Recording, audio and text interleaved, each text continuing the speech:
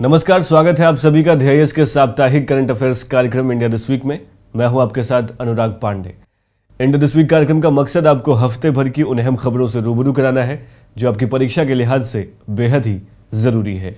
तो आइए पिछले सप्ताह की कुछ महत्वपूर्ण खबरों के साथ शुरू करते हैं इस हफ्ते का इंडिया दिस वीक कार्यक्रम। 18 नवंबर को हुई संसद के उच्च सदन राज्यसभा में 250वें सत्र की शुरुआत। 250 सीटों वाले उच्च सदन के 250वें सत्र को कई मायनों में माना जा रहा है ऐतिहासिक। भारतीय वन अधिनियम 1927 में संशोधन के लिए लाए गए मसौदे को केंद्रीय पर्यावरण, वन और जलवायु परिवर्तन मंत्रालय ने लिया वापस। मसौदे में शामिल कुछ खामियों और भारी विरोध के चलते लिया गया है यह फैसला। काला पानी क्षेत्र को लेकर भारत और नेपाल के रिश्तों में दिख रही है तल्खी। पिछले दिनों जारी भारत के नए राजनीतिक मानचित्र से उठा है काला पानी क्षेत्र का मसला। केंद्रीय वाणिज्य एवं उद्योग मंत्रालय ने प्रदान किया खादी को हार्मोनाइज सिस्टम कोड।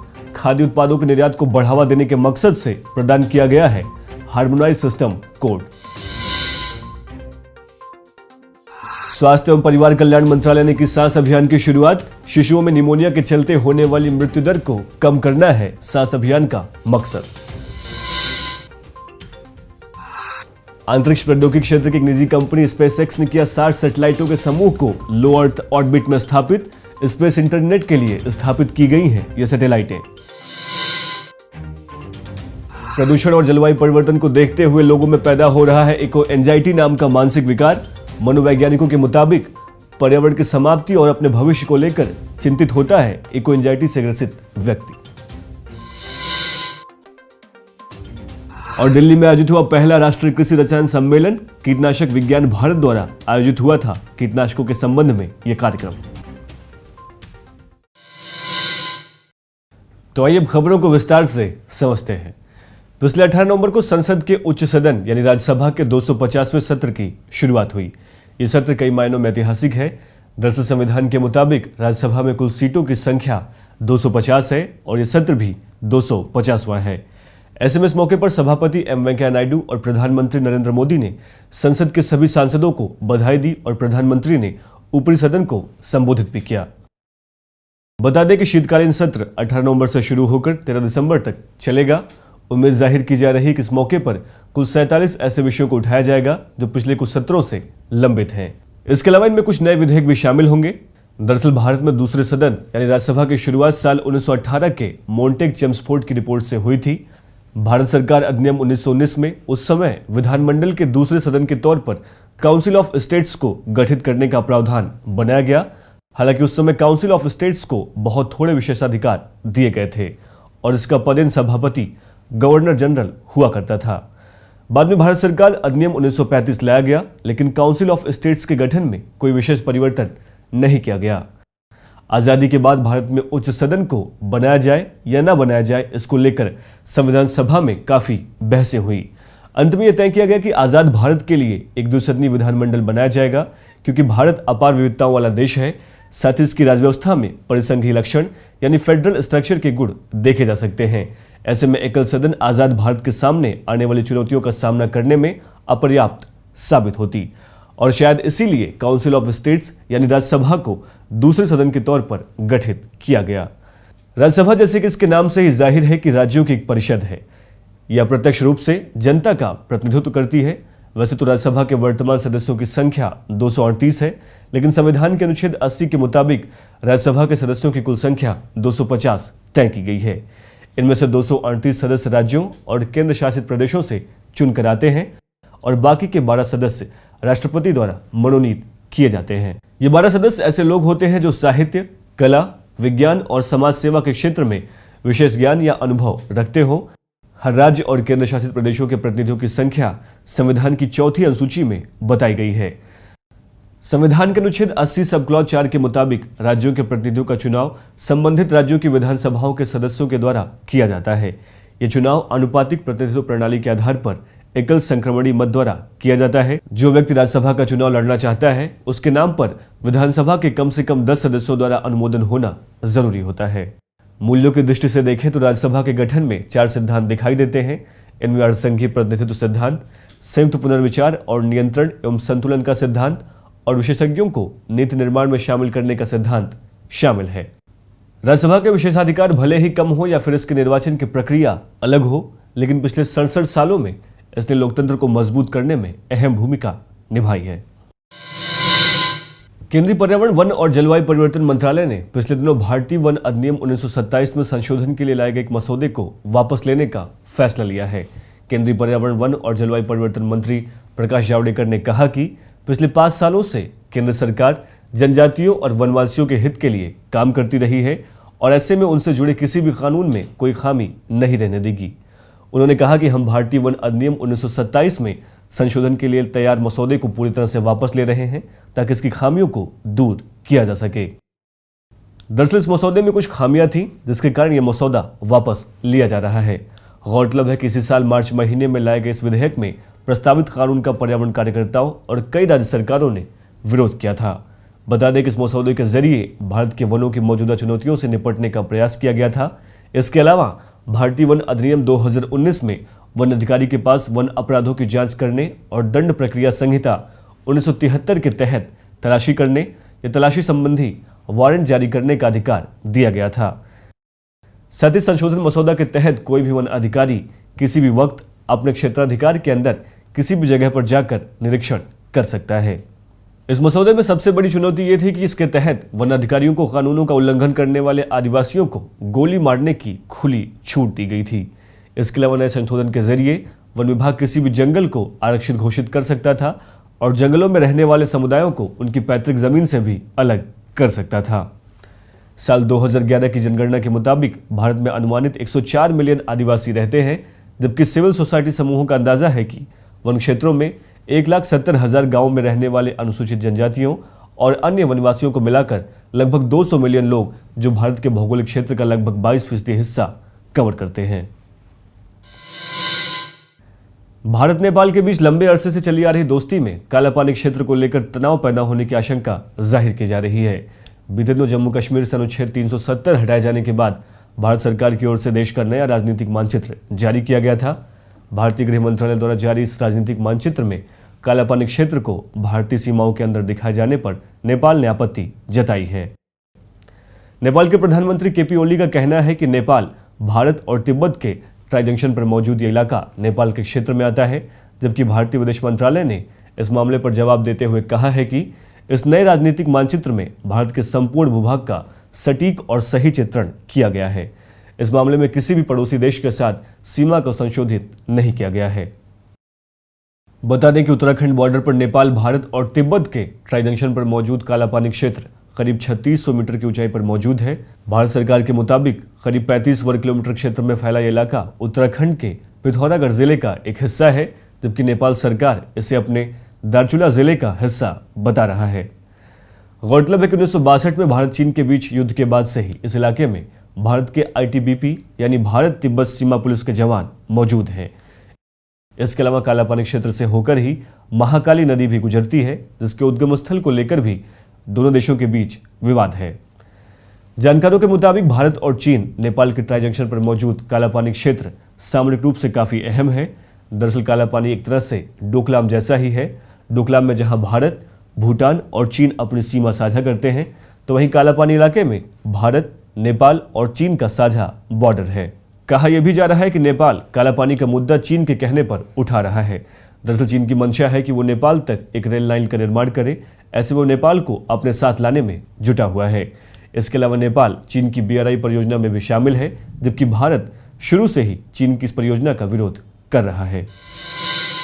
बीते दिनों केंद्रीय वाणिज्य एवं उद्योग मंत्रालय ने खादी को हार्मोनाइज सिस्टम कोड प्रदान किया है। केंद्रीय सूक्ष्म लघु और मध्यम उद्यम मंत्रालय MSME के मुताबिक खादी को HS कोड मिलने से खादी को लेकर लोगों के मन में बनी रूढ़िगत छवि समाप्त होगी और इससे खादी के उत्पादों का निर्यात भी बढ़ेगा। इससे पहले साल 2006 में केंद्र सरकार ने MSME के अंतर्गत स्थापित खादी एवं ग्रामोद्योग आयोग को निर्यात संवर्धन परिषद का दर्जा प्रदान किया था। आपको बता दें कि हार्मोनाइज सिस्टम कोड 6 अंकों का एक कोड है। हार्मोनाइज सिस्टम कोड को विश्व सीमा शुल्क संगठन द्वारा विकसित किया गया है। दरअसल किसी वस्तु को हार्मोनाइज सिस्टम कोड के मिलने का मतलब यह है कि उस वस्तु या उत्पाद ने बहुउद्देशीय अंतर्राष्ट्रीय उत्पाद के रूप में अपनी पहचान बना ली है। मौजूदा वक्त में दुनिया के करीब 200 से अधिक देश व्यापार नीतियां बनाने, अंतर्राष्ट्रीय व्यापार के आंकड़ों को इकट्ठा करने और अंतर्राष्ट्रीय बाजार में अपने सामान की निगरानी व अपने सीमा शुल्क की दरों को तय करने के लिए हार्मोनाइज सिस्टम कोड प्रणाली का इस्तेमाल करते हैं। इसके अलावा हार्मोनाइज सिस्टम कोड प्रणाली सामानों की व्यापार प्रक्रिया और सीमा शुल्क को आसान बनाती है, साथ ही अंतर्राष्ट्रीय व्यापार में लागत को भी कम करती है। बीते दिनों स्वास्थ्य एवं परिवार कल्याण मंत्रालय ने सांस अभियान की शुरुआत की है। इस अभियान का मकसद नवजात शिशुओं में निमोनिया के कारण होने वाली मृत्यु दर को कम करना है। दरअसल भारत में 5 साल से कम उम्र के करीब 15% नवजात शिशुओं की मौत निमोनिया की वजह से ही होती है। इसके अलावा स्वास्थ्य प्रबंधन सूचना प्रणाली के एक आंकड़े के मुताबिक देश में 5 साल से कम उम्र के प्रति 1000 जीवित बच्चों में से करीब 37 बच्चों की मौत अकेले निमोनिया की वजह से ही हो जाती है। HMIS के 2018-19 के आंकड़ों के मुताबिक मध्य प्रदेश और गुजरात ऐसे राज्य हैं जहां निमोनिया के चलते सर्वाधिक बच्चों की मृत्यु हुई है। सांस अभियान के तहत बच्चों में निमोनिया से होने वाली मौतों को कम करने का लक्ष्य तय किया गया है। सांस अभियान के जरिए 2025 तक 1000 जीवित बच्चों पर निमोनिया से होने वाली मौत को 3 से भी कम करने का लक्ष्य तय हुआ है। इस अभियान के तहत निमोनिया से ग्रसित बच्चों को आशा कार्यकर्ताओं द्वारा अमोक्सिसिलिन नामक एंटीबायोटिक दवा की खुराक दी जाएगी। सर्दियों के शुरू होते ही दिल्ली की आबोहवा खराब होनी शुरू हो जाती है। दिल्ली की जहरीली हवा को सुधारने के लिए बीते दिनों कई प्रयास किए गए। इसी कड़ी में अब दिल्ली में वायु प्रदूषण की समस्या से निपटने के लिए सुप्रीम कोर्ट ने केंद्र सरकार को एक निर्देश दिया है। सुप्रीम कोर्ट ने केंद्र सरकार को कहा है कि वो दिल्ली में अलग अलग जगहों पर प्यूरिफाइंग टावर या स्मॉग टावर लगाने का एक खाका तैयार करे। बता दें कि स्मॉग टावर एक तरह की हवा साफ करने वाली मशीन है। स्मॉग टावर काफी बड़ा होता है और ये अपने आसपास की जहरीली हवा को अंदर खींचता है। दरअसल ये हवा में मौजूद गंदगी को लगभग कम कर देता है और बाहर साफ सुथरी हवा फेंकता है। एक आंकड़े के मुताबिक ये स्मॉग टावर 1 घंटे में कई घन मीटर हवा साफ कर सकता है। इसके अलावा हवा में मौजूद PM 2.5 और PM 10 जैसे नुकसानदायक कणों को 75% तक कम कर देता है। दरअसल दिल्ली की हवा इतनी खराब हो चुकी है कि यहाँ की हवा में अब PM 2.5 से भी सूक्ष्म कण पाए जा रहे हैं। PM 2.5 से भी छोटे ये कण PM 1.5 और PM 1 की श्रेणी में आते हैं, जिन्हें अल्ट्राफाइन पार्टिकल्स भी कहा जाता है। ये सूक्ष्म कण इतने छोटे होते हैं कि इन्हें मास्क पहनने के बावजूद भी रोका नहीं जा सकता। अखिल भारतीय आयुर्विज्ञान संस्थान एम्स के मुताबिक PM 1 और PM 1.5 के कणों की वजह से लोगों में गठिया रोग होने की संभावना रहती है। बीते दिनों केंद्रीय मंत्रिमंडल ने लेह में राष्ट्रीय सोवा रिगपा संस्थान NISR की स्थापना को मंजूरी दे दी। आयुष मंत्रालय के अधीन स्वायत्तशासी संस्थान के रूप में राष्ट्रीय सोवा रिगपा संस्थान की स्थापना इसलिए हुई है ताकि सोवा रिगपा के पारंपरिक ज्ञान को आधुनिक विज्ञान, उपकरणों और प्रौद्योगिकी के साथ जोड़ा जा सके। इससे न सिर्फ सोवा रिगपा से जुड़े पारंपरिक औषधि प्रणाली के अलग अलग विषयों की शिक्षा मिलेगी, बल्कि अनुसंधान को भी प्रोत्साहन देने में मदद मिल सकेगी। बता दें कि सोवा रिगपा भारत की हिमालय पट्टी की एक पारंपरिक औषधि प्रणाली है। ये प्रणाली सिक्किम, अरुणाचल प्रदेश, दार्जिलिंग, हिमाचल प्रदेश, लद्दाख और पूरे भारत में लोकप्रिय है। राष्ट्रीय सोवा रिगपा संस्थान की स्थापना से भारतीय उपमहाद्वीप में सोवा रिगपा को दोबारा जीवित करने में मदद मिलेगी। साथ ही संस्थान भारत के अलावा अन्य देशों के सोवा रिगपा के छात्रों को अवसर प्रदान करेगा। हाल ही में अंतरिक्ष प्रौद्योगिकी क्षेत्र की एक निजी कंपनी स्पेसएक्स ने 60 सैटेलाइटों के एक समूह को लो अर्थ ऑर्बिट में स्थापित किया है। ये 60 सैटेलाइटें स्पेस इंटरनेट सुविधा के लिए प्रक्षेपित की गई हैं। दरअसल स्पेसएक्स की इस महत्वाकांक्षी परियोजना स्टारलिंक नेटवर्क प्रोजेक्ट का मकसद 2020 तक अमेरिका और कनाडा में स्पेस इंटरनेट की सुविधा मुहैया कराना है। इसके अलावा इस परियोजना के लक्ष्यों में 2021 तक दुनिया में बेहद ही सस्ती दर पर नॉन स्टॉप स्पेस इंटरनेट की भी सेवा प्रदान करना है। फिलहाल इस परियोजना के पहले चरण के तहत 12,000 सैटेलाइटों को निम्न भूकक्षा यानी लो अर्थ ऑर्बिट में स्थापित करना है। इसके अलावा इस महत्वाकांक्षी परियोजना के दूसरे चरण में 30,000 अन्य सैटेलाइटें भी इसी लो अर्थ ऑर्बिट में स्थापित की जाएंगी। बता दें कि स्पेस इंटरनेट के जरिए बिना किसी रुकावट के इंटरनेट उपलब्ध होगा। इसके अलावा दूर दराज के उन इलाकों में भी इस परियोजना से इंटरनेट की पहुंच आसान हो जाएगी, जहां फाइबर ऑप्टिकल्स केबल और वायरलेस नेटवर्क की पहुंच नहीं है। हालांकि स्पेस इंटरनेट से कुछ संभावित नुकसानों का भी खतरा है। इनमें अंतरिक्ष में सैटेलाइटों की बढ़ती संख्या सबसे प्रमुख समस्या है। वैज्ञानिकों के मुताबिक मौजूदा वक्त में अंतरिक्ष में करीब 2000 सैटेलाइटें मौजूद हैं। इसके अलावा 1957 में शुरू हुए अंतरिक्ष युग से लेकर अभी तक लगभग 9000 सैटेलाइटें भेजी जा चुकी हैं। गौर करने वाली बात यह है कि इनमें से ज्यादातर सैटेलाइटें निचली कक्षाओं में ही मौजूद हैं। इसके अलावा अंतरिक्ष में बढ़ती सैटेलाइटों की वजह से प्रकाश प्रदूषण का भी खतरा पैदा हो सकता है। मनोवैज्ञानिकों ने बताया है कि दुनिया भर में बढ़ रहे प्रदूषण और जलवायु परिवर्तन को देखते हुए पिछले कुछ सालों के दौरान लोगों में एक अलग तरह का मानसिक विकार पैदा हो रहा है। मनोवैज्ञानिकों ने इस मानसिक विकार को इको एंजाइटी नाम दिया है। मनोवैज्ञानिकों के मुताबिक इको एंजाइटी एक ऐसी मानसिक मनोदशा है जिसमें कोई व्यक्ति इस बात से डरा होता है कि आने वाले वक्त में पर्यावरण खत्म हो जाएगा। गौरतलब है कि इको एंजाइटी से ग्रसित व्यक्ति जलवायु परिवर्तन से होने वाले खतरों के कारण परिवार, बच्चों और आने वाली पीढ़ी के भविष्य को लेकर चिंतित रहता है।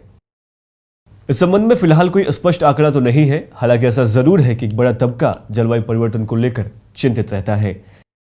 एक सर्वे के मुताबिक प्रत्येक 10 में से एक वयस्क ब्रिटिश नागरिक अपने जीवन में कुछ वक्त के लिए इस तरह की मानसिक बीमारी से ग्रसित जरूर होता है। बता दें कि इको एंजाइटी से ग्रसित लोग इस अवसाद से छुटकारा पाने के लिए शराब जैसे नशीले पदार्थों का भी सेवन करने लगते हैं। गौर करने वाली बात यह है कि भारत में भी इस तरह के लक्षण लोगों में देखने को मिले हैं। दिल्ली जैसे महानगरों में लोग बढ़ते हुए प्रदूषण की वजह से अपने और अपने बच्चों के स्वास्थ्य को लेकर गंभीर रूप से चिंतित दिखाई दिए हैं। और बीते दिनों नई दिल्ली में पहले राष्ट्रीय कृषि रसायन सम्मेलन का आयोजन हुआ। 13 से 16 नवंबर के बीच आयोजित इस सम्मेलन का विषय कृषि रसायन के अलग अलग मोर्चों पर देश की स्थिति रहा है। इस मौके पर कीटनाशकों के संबंध में कुछ महत्वपूर्ण सिफारिशें पेश की गई हैं। इनमें कीटनाशकों का प्रयोग करते वक्त लेबलिंग का इस्तेमाल, जोखिम आधारित पहलुओं को ध्यान में रखकर कीटनाशकों पर प्रतिबंधात्मक रोक लगाना, आयातित तकनीक कीटनाशकों के आंकड़ों के संरक्षण के लिए नीति निर्माण करना और सुरक्षित नैनो सूत्रीकरण की शुरुआत के अलावा प्रशिक्षण और विस्तार के लिए किसानों को अधिकार संपन्न बनाने जैसी सिफारिशें की गई हैं। बता दें कि राष्ट्रीय कृषि रसायन सम्मेलन पहली बार आयोजित हुआ है। भारतीय कृषि अनुसंधान संस्थान के मुख्यालय में आयोजित हुआ यह कार्यक्रम कीटनाशक विज्ञान भारत द्वारा किया गया था। दरअसल भारत एक कृषि प्रधान देश है। भारत में मनुष्य शुरू से ही कृषि का इस्तेमाल कर रहा है। भारत की अर्थव्यवस्था भी मुख्य रूप से कृषि पर ही निर्भर है और ये जीडीपी में करीब 14% योगदान देती है। आजादी के बाद भारत में सरकार ने अधिक खाद्यान्न उपजाऊ कार्यक्रम लागू किया। बाद में हरित क्रांति के चलते भारत खाद्यान्न उत्पादन में आत्मनिर्भर हो गया।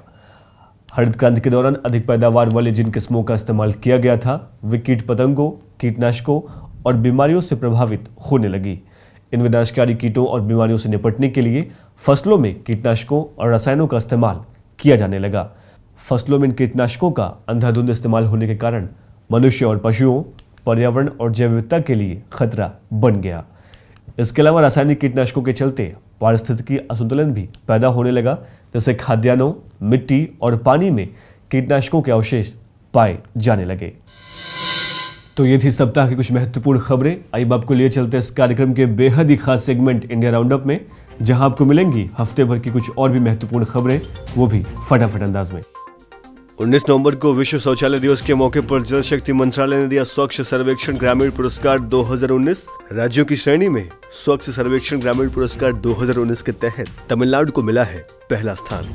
बता दें कि हरियाणा और गुजरात तमिलनाडु के बाद राज्यों की सूची में शीर्ष पर हैं। इसके अलावा जिलों की श्रेणी में शीर्ष स्थान पेड्डापल्ली तेलंगाना का है। इसके बाद क्रमशः फरीदाबाद और हरियाणा के रेवाड़ी है। साथ ही उत्तर प्रदेश अधिकतम जनभागीदारी वाला राज्य रहा है।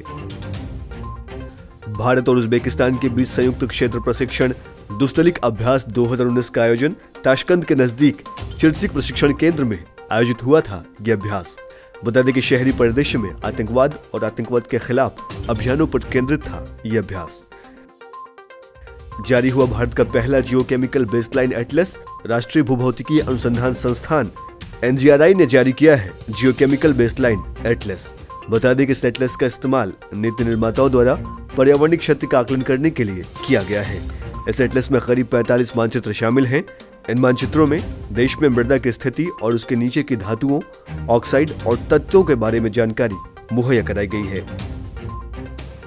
अरुणाचल प्रदेश के दिबांग घाटी को सियांग से जोड़ने वाले सिसेरी नदी पुल की शुरुआत। इस पहल से पूर्वोत्तर और अरुणाचल प्रदेश में खुलेंगे विकास के नए द्वार। कोच्चि में मौजूद विलिंगडन द्वीप पर फिट इंडिया और गो ग्रीन नाम की दो पहलों की भारतीय नौसेना ने की शुरुआत। भारत का सबसे बड़ा कृत्रिम द्वीप है विलिंगडन द्वीप। भारत और कतर की नौसेनाओं के बीच आयोजित हो रहा है 5 दिवसीय द्विपक्षीय समुद्री अभ्यास जायर अल बहर। कतर की राजधानी दोहा में आयोजित हो रहा है ये द्विपक्षीय समुद्र अभ्यास। बता दें कि इस अभ्यास के जरिए दोनों देशों की सेनाओं के बीच सहयोग मजबूत होगा और परिचालन क्षमता भी बढ़ेगी। साथ ही दोनों देशों के बीच रक्षा सहयोग, आतंकवाद और समुद्री डाकुओं के आतंकवाद से लड़ने के क्षेत्र में सहयोग बढ़ेगा। 2020 में उपलब्ध होगा जीका वायरस का टीका। सालों से शोध कर रही हैदराबाद स्थित सार्वजनिक क्षेत्र की company Bharat biotech international limited अगले साल 2020 तक लॉन्च कर देगी जीका वायरस का टीका। बता दें कि जीका वायरस एडीज, एजिप्टी व अन्य मच्छरों के काटने से फैलने वाला एक संक्रमण है। इसका वायरस वीनस फ्लेवीवायरस व फैमिली फ्लेवरिडी के तहत आता है। इसकी शुरुआत लैटिन अमेरिकी देशों से हुई है जो भारत में भी दस्तक दे चुकी है। जीका वायरस से अगर कोई गर्भवती संक्रमित होती है तो उसके बच्चे का आकार छोटा व अविकसित दिमाग का होता है। जीका वायरस सीधे तौर पर शरीर के तंत्रिका तंत्र पर हमला करता है। सूचना और प्रसारण मंत्री प्रकाश जावड़ेकर ने किया नई दिल्ली में आकाशवाणी के नए रंग भवन सभागार का उद्घाटन। इस मौके पर जावड़ेकर ने प्रसार भारती संग्रहालय से संकलित गुरबानी और शबद कीर्तन का डिजिटल संस्करण भी किया जारी। कोलकाता के ईडन गार्डन में खेला गया भारत और बांग्लादेश के बीच गुलाबी गेंद से पहला डे नाइट टेस्ट मैच। इस मौके पर बांग्लादेश के प्रधानमंत्री शेख हसीना, पश्चिम बंगाल की मुख्यमंत्री ममता बनर्जी और खेल जगत की कई बड़ी हस्तियां रही हैं मौजूद। Institute of economics and peace ने जारी किया ग्लोबल टेररिज्म इंडेक्स 2019। इस रिपोर्ट के मुताबिक साल 2018 में आतंकवाद से सबसे ज्यादा प्रभावित देश रहा है अफगानिस्तान। बता दें कि इस रैंकिंग में भारत को 7वें स्थान पर रखा गया है। पपुआ न्यू गिनी से अलग होकर बोगनविली बना दुनिया का नया देश। 18वीं शताब्दी के फ्रांसीसी खोजकर्ता के नाम पर पड़ा है बोगनविली देश का नाम। इस सप्ताह के इंडियन दिस वीक कार्यक्रम में इतना ही। परीक्षा के लिहाज से जरूरी और तमाम महत्वपूर्ण खबरों के लिए सब्सक्राइब कीजिए हमारे YouTube चैनल DIS को। नमस्कार।